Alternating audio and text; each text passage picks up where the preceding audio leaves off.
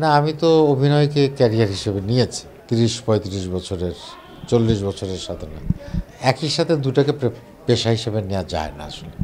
যেকোনো ফিকশনে কাজ করতে গেলে অনেকদিন সময় দিতে হয়। গান নিয়ে আমার সত্যিকার অর্থে ওই ধরনের কোনো পরিকল্পনা নাই। তো সেই সাধনাটা তো আমি করতে পারি নাই, বা সেই পরিচয়টা আমি আসলে দিতেও চাই না। আর সেই জায়গায় আমি সার্বক্ষণিকও হতে চাই না। বেশিরভাগ দর্শক শ্রোতাই আসলে মৌলিক গান শুনতে চায়।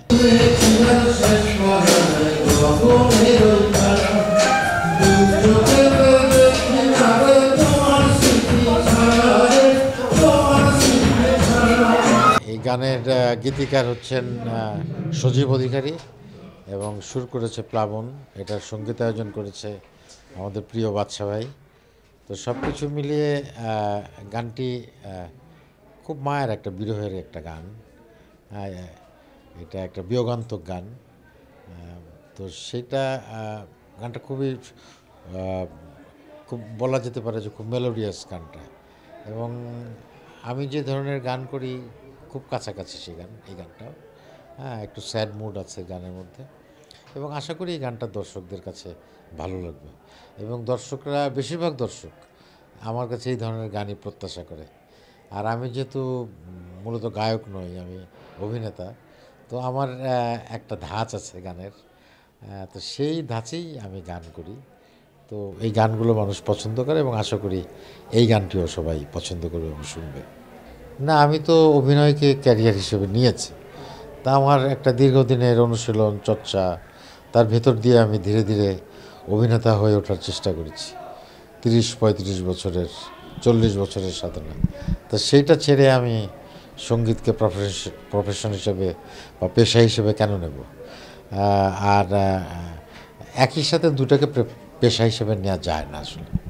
হ্যাঁ, মানে অভিনয়ের জন্য তো অনেক সময় দিতে হয়। অভিনয়ের একটা প্রিপারেশন আছে, প্রস্তুতি আছে।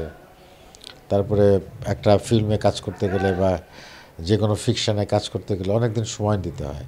তো এইটা দিয়ে ফাঁকে ফাঁকে গান হয়তো গাওয়া যায়, কিন্তু প্রফেশন হিসেবে নেওয়ার মতো অবস্থা থাকে না। না, সেটাও আছে। না, আমি বুঝতে পেরেছি। সেটা হচ্ছে যে মিস করি না, কারণ গান নিয়ে আমার সত্যিকার অর্থে ওই ধরনের কোনো পরিকল্পনা নাই। কেন নাই সেটাও বলি, যে আমি যে বললাম যে আমি দীর্ঘদিন অভিনেতা হওয়ার যে চেষ্টাটা সেটা করেছি, এবং অভিনয়ের যে অনুশীলন, চর্চা, যেটাই বলেন, বা অভিনেতা হওয়ার যে প্রক্রিয়া, সেই প্রক্রিয়ার ভেতর দিয়ে আমি ধীরে ধীরে অভিনেতা হয়ে ওঠার চেষ্টা করেছি।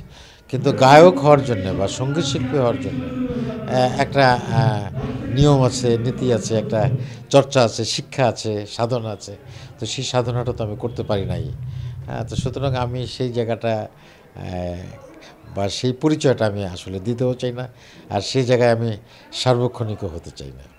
সবাই যে একই রকম ওই আপনি যে গানের কথাটা মানে না বলেও আমাকে বোঝালেন, সেটা হচ্ছে যে একটা জেনারেশন হয়তো এটা শুনে, কিন্তু বাংলাদেশের অনেক লোক আছে যারা, বেশিরভাগ আমার ধারণা যে বেশিরভাগ দর্শক শ্রোতাই আসলে মৌলিক গান শুনতে চায়। এবং আমাদেরও সেখানে গানের লোকজনদের একটা সীমাবদ্ধতা আছে। আমরাও হয়তো সেইভাবে নতুন মৌলিক গান, যেটা ভালো গান, বা নতুন ধরনের গান যেটা মানুষ শুনতে চায়। কারণ প্রতিদিনে একই রকম গান তো মানুষ শুনতে চায় না, নতুন নতুন গান শুনতে চায়, নতুন নতুন সুর, নতুন নতুন আয়োজন শুনতে চায়। তো সেই জায়গা থেকে করলে নিশ্চয়ই মানুষ গান শুনবে, আমার বিশ্বাস।